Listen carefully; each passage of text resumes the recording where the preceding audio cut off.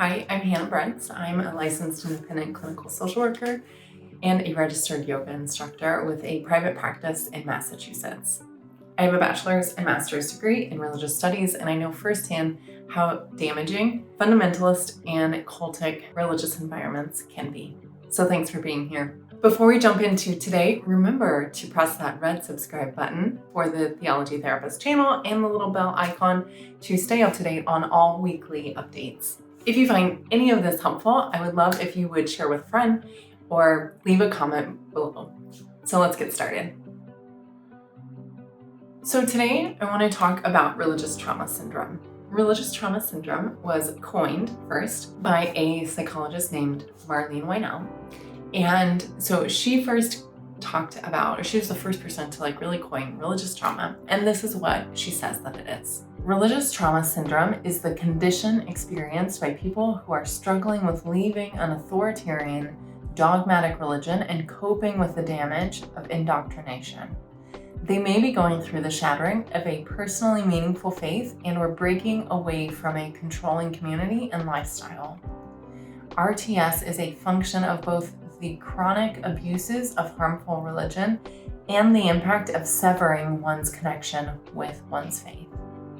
I think it's important to start with the definitions. We all know what we're talking about. We're not talking about your run-of-the-mill, I go to synagogue on Friday for prayers, or I go to temple and it's all great. No. The symptoms of religious trauma syndrome can look very similar to PTSD or CPTSD, which stands for complex PTSD. That is because, like Marlene said, it is the result of chronic abuses, right? So there's this aspect of time here so that it is chronic. So the symptoms themselves can impact cognitive, so confusion, poor critical thinking ability, negative beliefs about your ability to do things or your self-worth. You have a lot of black and white thinking, perfectionism, and difficulty with decision making, right? So it can impact a lot of areas of cognitive. In terms of our emotional states, religious trauma syndrome can produce depression, anxiety, anger, grief, huge, loneliness, difficulty with pleasure, and loss of meaning. It might be difficulty with pleasure, but that is because there are so many teachings about how your home is not in this world, it is in the spiritual world, or the spiritual bodies or spiritual world is the better world, and this world is broken and evil and whatever, and so it can be hard to feel pleasure.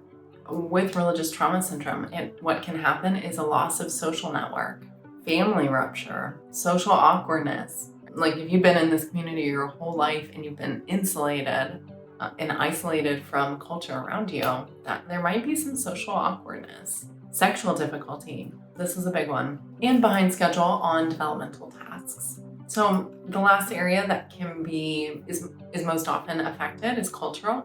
So unfamiliarity with the secular world, right? I was just talking about, the social awkwardness comes from this unfamiliarity with the secular world. Having feelings of being a fish out of water, difficulty feeling like you belong anywhere, and having big information gaps around things like music, maybe modern art, evolution, etc.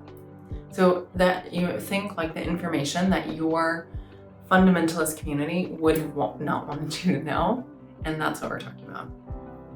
So religious trauma syndrome, Dr. Weinell talks about how this is, it's about severing contact. She talks about breaking away from a controlling community. And so one of the biggest problem areas after is feeling a loss of community. Right? It's hard to find fish out of water. It's hard to find your people. Where do I belong after this? Then a loss of meaning. Religion itself, for all of its negatives, it provides that meaning. It gives context to life, and it answers some really hard questions. And without it, we're faced with trying to redefine how we answer that question of what is the meaning of life. And if we're not prepared to reconstruct our beliefs, it is so much harder to find that meaning and to answer that question. Relational disruption. So this is the sort of like third biggest problem area because of religious trauma syndrome, after sort of severing that connection with that community. Relational disruption. Think that loss of community is because of relational disruption, right? That can be with your family. It can be with your lifelong friends. When you are saying that this thing that I have been in my whole life is abusive, there are going to be people who don't like that. And so that is going to cause a rupture in the relationship and make it difficult to continue.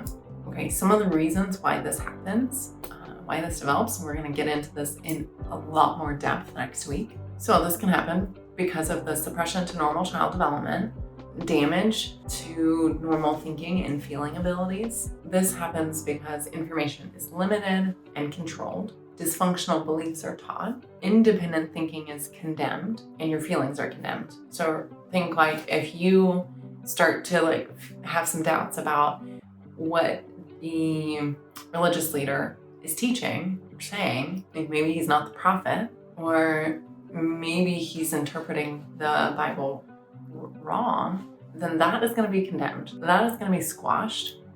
Any feelings that you have of feeling hurt or this was abusive or anything like that, that is going to be pointed back on. You're going to be gaslit for that. That's going to be pointed back on you.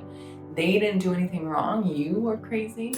And so all these things can really make it hard to actually develop the full range of our ability to have emotional intelligence and have proper thinking skills, like critical thinking and decision-making abilities.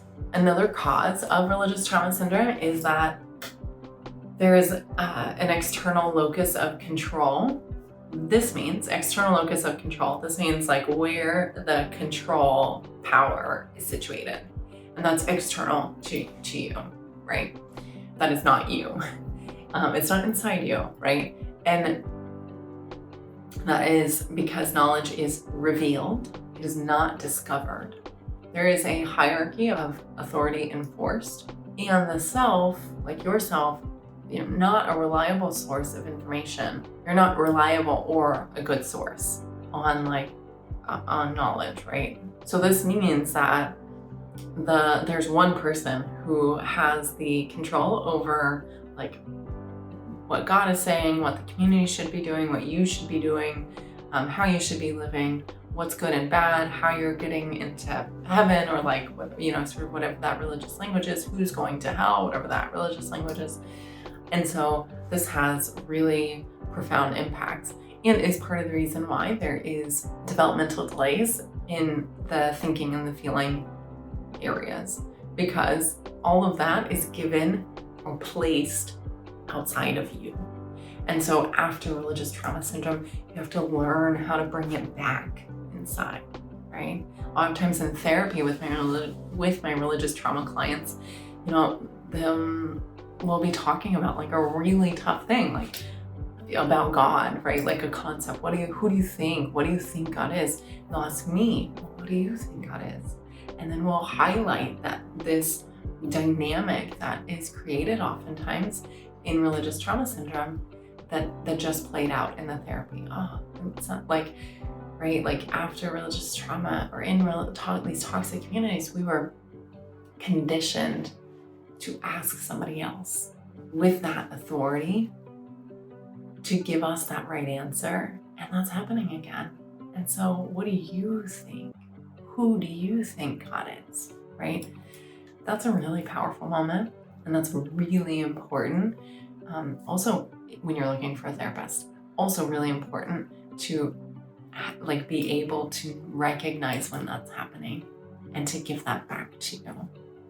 Okay, one of the other causes, second to last on my list, and on this list that Dr. Weinell has identified, is that there can be physical and sexual abuse. I would also add in emotional abuse. There is, in these communities, patriarchal power, unhealthy sexual abuse, women control men's sexual behavior, so backwards. Also, come back in 2 weeks because I have this article that I have found, and I'm gonna talk to you about like these beliefs that like women should be the gatekeepers, and it like makes no sense. So come back. And punishment is used for discipline, like we talked about earlier. So one of the causes of religious trauma syndrome can be that physical and sexual abuse. And then teaching is about sin and hell. So we kind of pepper this in throughout all of our episodes, all of our videos. But things about sin and hell is that it is a concept in religious tradition. Lots of religions have this, even if it's not using the same language, they have this sort of same kind of idea, and it can be kind of damaging depending on how like we were talking about before, the fear and the guilt and the shame are utilized like coincidentally, so like how they coincide. And so they can be really damaging because that shame says I'm a bad person. Remember, that can be hard to dislodge once it's taken root. So all of this is really complicated by the abuse cycle. I was just mentioned that when the locus of control or that power is externally located in one person or in just a few people in that hierarchy, it is so much easier for abuse to happen, physical, sexual abuse, because there isn't that accountability, right? And when information is controlled, it's like a perfect storm.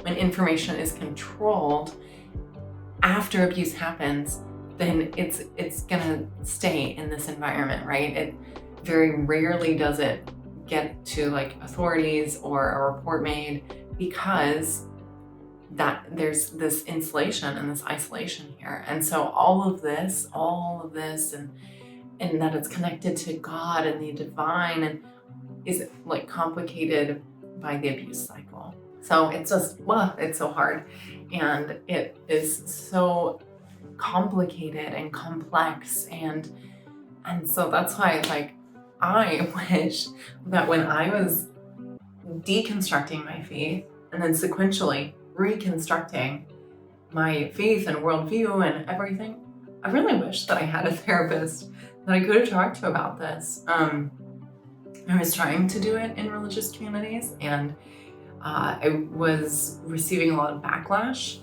And so, you might have experienced that too. Some of these things are really not welcome in religious communities. And I wish that I had a therapist who I could talk to about this. So if you are in Massachusetts and you are looking for a therapist, you can use the link in the description to schedule an initial consult and see if we are a good fit. It was great to see all of you today, and I will see you next week.